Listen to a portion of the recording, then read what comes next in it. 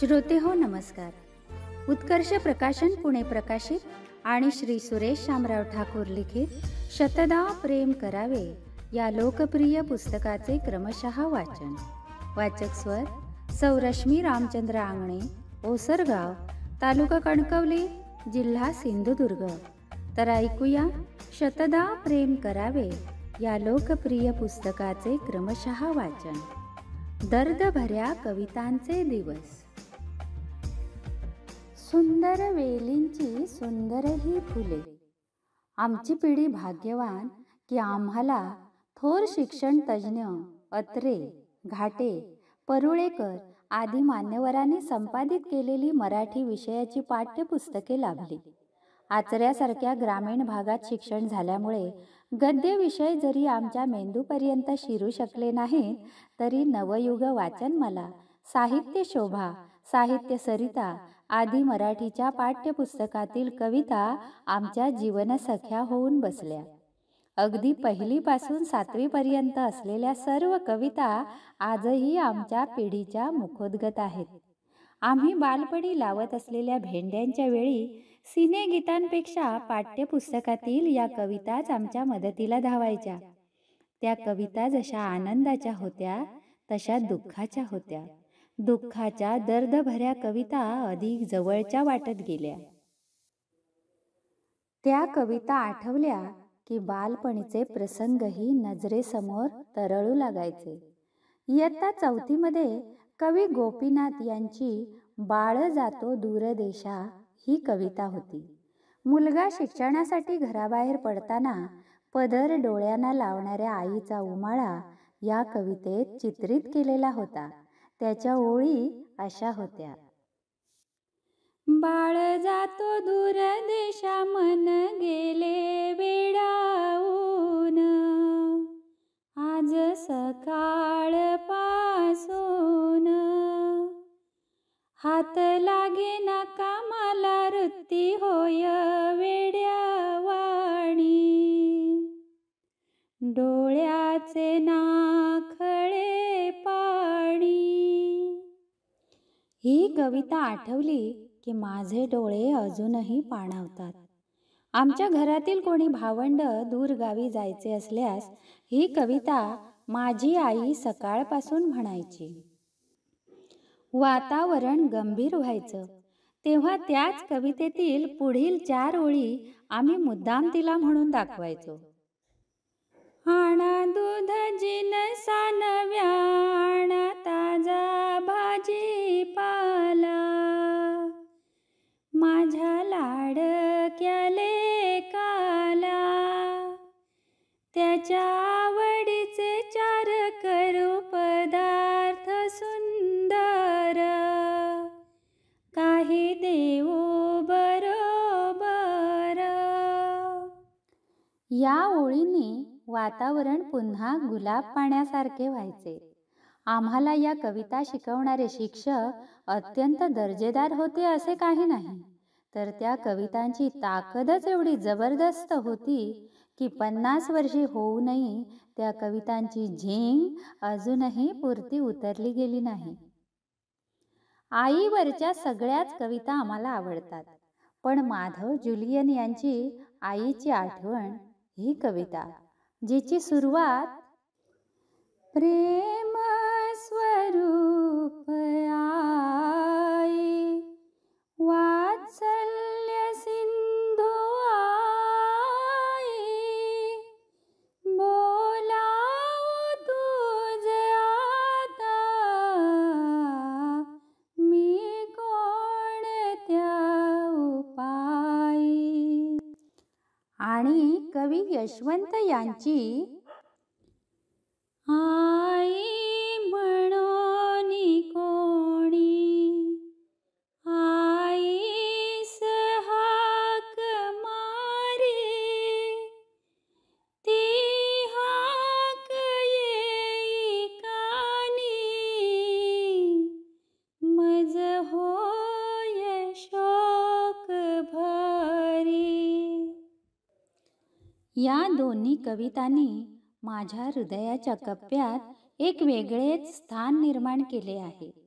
इयत्ता 5वीत असताना माझ्या वर्गात चिंदर अपराजवाडीतील गजा अपराज नावाचा अतिशय हुशार विद्यार्थी, त्याची आई निवर्तल्यामुळे आमच्या शेजारी राहायला आला.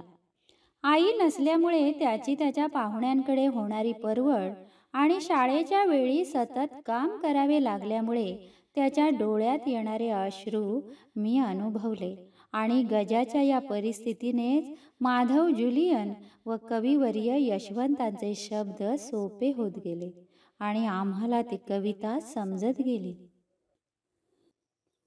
सारे मिळे परंतु आई पुन्हा न भेटे, तेच चित्तात चित्ती माझ्या अखंड पेटे.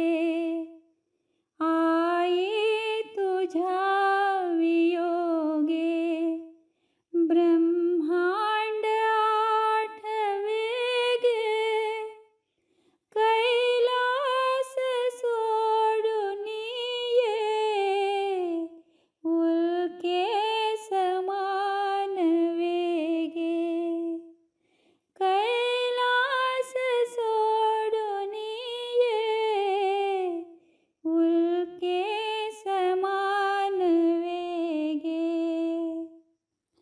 या कवितांचा अर्थ आम्हाला शिक्षकांनी नाही शिकवला. दुपारच्या वेळी आम्ही जेवत असू तेव्हा गजा हातात कोयती घेऊन माडात पाहुण्यांच्या बैलांसाठी चारा आणायला जात असायचा. तेव्हा त्याच्या चेहऱ्यावरील भावच आम्हाला माधव जुलियनचे शब्द शिकून जात असत. इयत्ता 7वीत असताना नारायण वामन टिळक म्हणजेच रेव्हरंड टिळक यांची केवढे हे क्रौर्य नावाची कविता आमच्या परब गुरुजींनी नुसतीच वाचून दाखवली.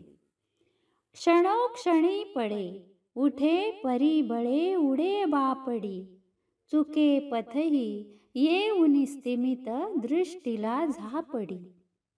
आणि एका दुःखी पक्षाचा तो जीवन वृत्तांत ऐकून सारा वर्ग हेलावला. कोणी न सांगता संपूर्ण कविता वर्गाची पाठ झाली. त्या दर्दभऱ्या कविताने मनात आणि कानातही एक गूज निर्माण केले. अशा प्रमुख कवितांपैकी ही एक कविता.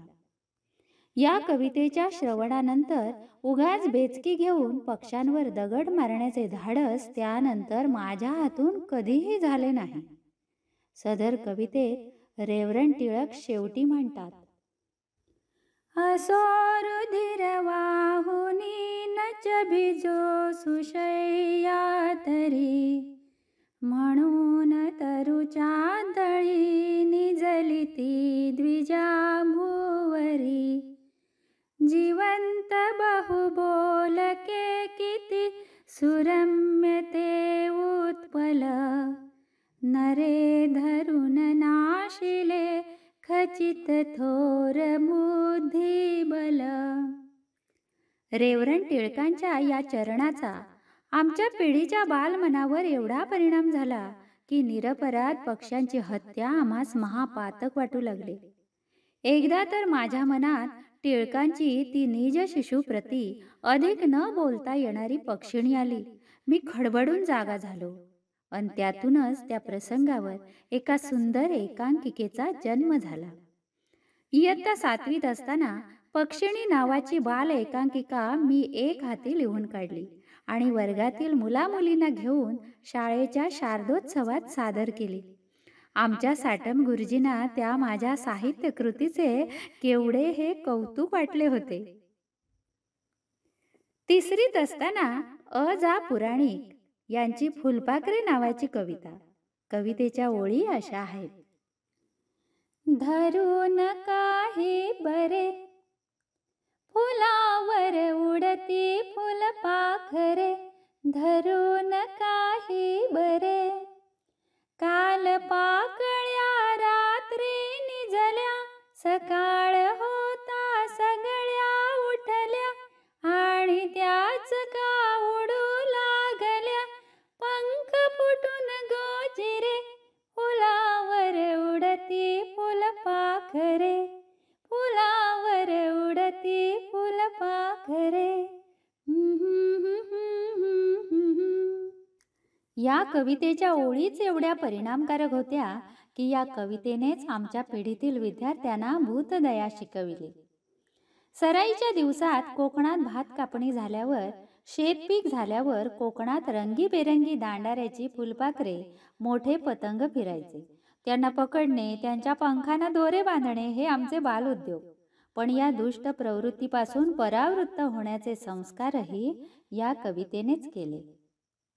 ग ह पाटील यांची श्रावणबाळ कविता वाचताना डोळे आजही पाणावतात.